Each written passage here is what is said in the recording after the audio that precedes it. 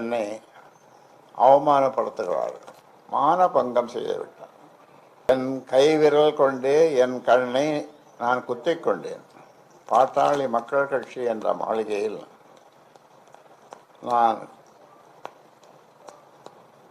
குடி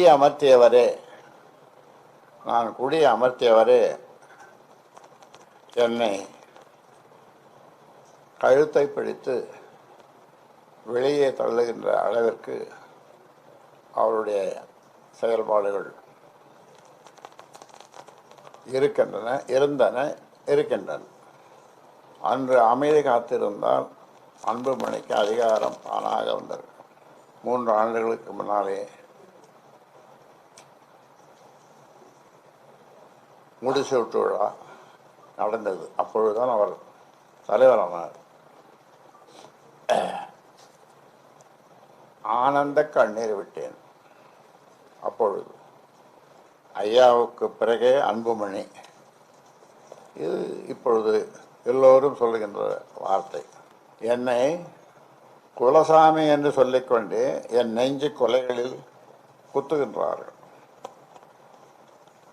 எங்களுக்கு எல்லாம் ஐயாதான் என்று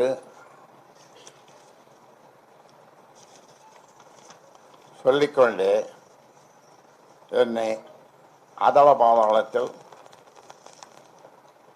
தள்ள நினைக்கிறார்கள்.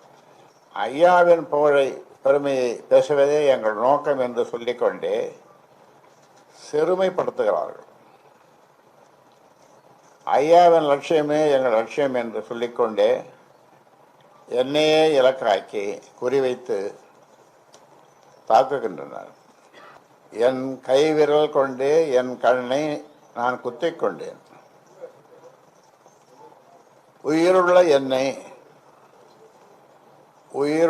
என்னை எல்லா வகையிலும் உதாசீனம் செய்துவிட்டு என் உருவப்படத்தை மட்டும் வைத்து உற்சவம் செய்கின்றனர்.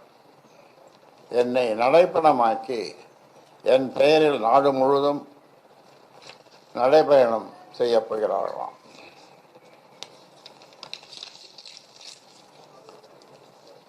இது எல்லாமே நாடகம். அதில் ஒவ்வொருவரும் நடிகர்களே.